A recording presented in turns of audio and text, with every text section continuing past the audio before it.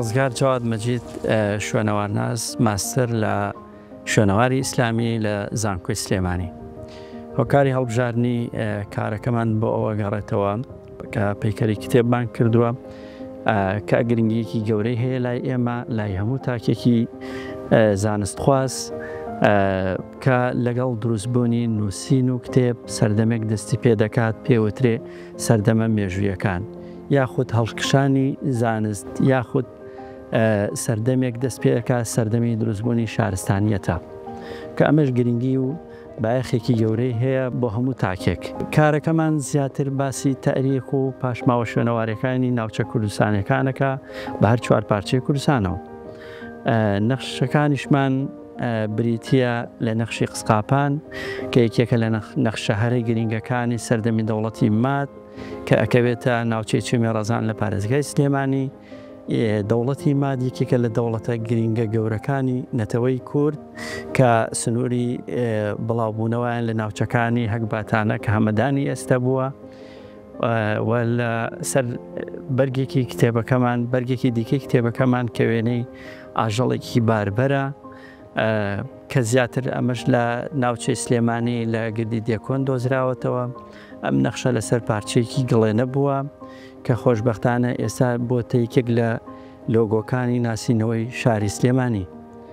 وەگەر بێت و باسی کتێبەکانی دیکەشمان بکەین کە لە سەر کتێبێکمان نووسراوە گوتیەکانش یەکێکن لە گەلە هەرە کۆنەکانی ناوچەکانی کوردستانی کۆن کە زیاتر سنووری بڵاوبوونەوەیان لە ناوچەکانی کەرکووک و گەرمیان و بەرەو خواروی عێراق پەلیان هاویشتووە.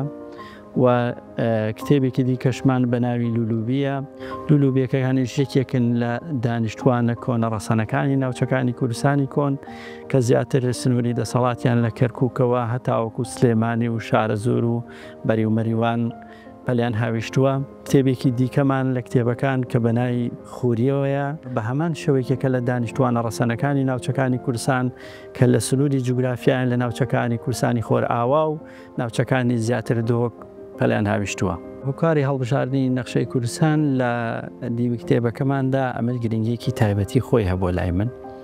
ئامانجی من ناساندنی هەر چوار پارچەی کوردستان بۆ بەجێلی ئەمڕۆ بە تایبەت جیلی خوێندکاران و بە تایبەت کۆلێژی زانستە مرۆڤایەتیەکان بە حکمی ئەوەی زیاتر بەشەکانی تاریخ و مێژ و خۆی دەبینێتەوە لە ئەم بەشانە ئەمەل گرنگیەکی تایبەتی خۆی هەیە. لەسەر دیویەکی دیکەی کتێبەکەشمان لۆگۆی زانکۆی سلێمانیمان هەیە کە زانکۆی دایکە. بەشی خوارەوەش پەیکەرەکەمان کە چوار گۆزەماندانەوە گۆزەکان بەواتای هەر چوار پارچەی کوردستان دێت.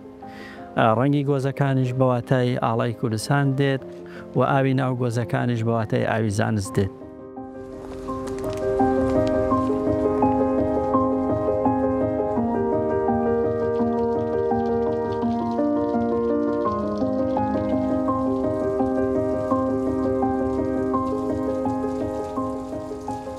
ناساندنی دەوڵەتی کوردی و یاخود ئەو کارە هونەریانەی کە لە سەردەمانێکی کۆندا کراوە کە لە ناوچە کوردیەکان بوونەوە لە ئەو نەتەوانە کردیانە کە کوردن ئەمە گرنگیەکی تایبەتی هەیە و من پێم باشە ڕنگ بداتەوە لە سەرجەم کایەکان و ناوەندە ئەکادیمیەکان و حتا لە ناوچە ناو بازار و شوێنە گشتەکانیش هەموو وڵاتێک بە کۆمەڵی بابەتی مێژووی خۆی ئەناسرێتەوە. و کوردستانیش کێمە باسی کوردستانەکەین ئەشکەوتی شانە دەرێکیکە لەو شوێنە گرنگانەی کە ناوچەکانی کوردستان زۆر پێ ناسرێ. بۆیە گرنگیدان بە کە پاشماوە شوێنەوارەکانی ناوچەی کوردستان یەکێکە لەو بابەتانەی کە پێویستەکە زۆر بە زۆڕوڕێتەوە لێ بڕوانن. وەکو چۆن هاڕلدیکسۆنەڵێ ئەڵێ کوردستان بەهشتی کۆنە ناسانە ئەم بەهشتش ئێمە ئەبێ بە دنیای دەرەوەی بناسێنێ. گرنگی و تایبەتی ئەم نافورایە کە لە ناوەندێکی ئەکادیمیە لەوەدا خۆی دەبینێتەوە.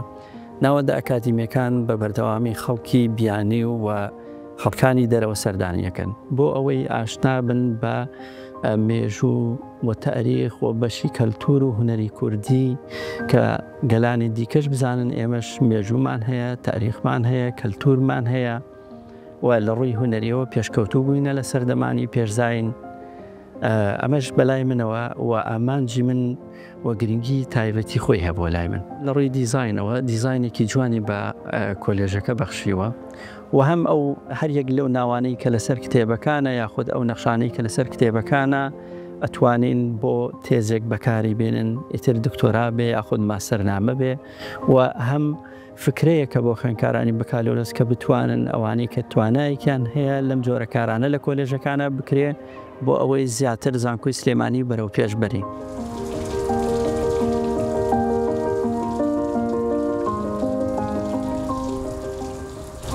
نافوری زانستیەکەمان پێکاتەی دروستکردنەکەی کە خۆی لە چەند ماتریاڵێک دەبینێتەوە بۆ نمونە ماجوم فایبەر یەکێکە لەو کەرەستە ئەساسیانی کە ئێمە بەکارمان هێناوە و دواتر شیش و کۆنکرێت و چیمەنتۆ و ڕەنگیش. پەیامی من ئەوەیە بۆ سەرجەم کۆلێژەکانی دیکە و سەرجەم پسپۆڕانی دیکە هەوڵ بن کارێک بکەن کە هەر چوار پارچەی کوردستان لە کایەیەکی هونەریە کۆبکەنەوە و پەیامی من بۆ خوێندکاران ئەوەیە بەردەوام بن لە فێربوونی عیلم و زانست و بە تایبەتی گرنگی بدەن بە کەلتوری کوردی و دەوڵەتی کوردی.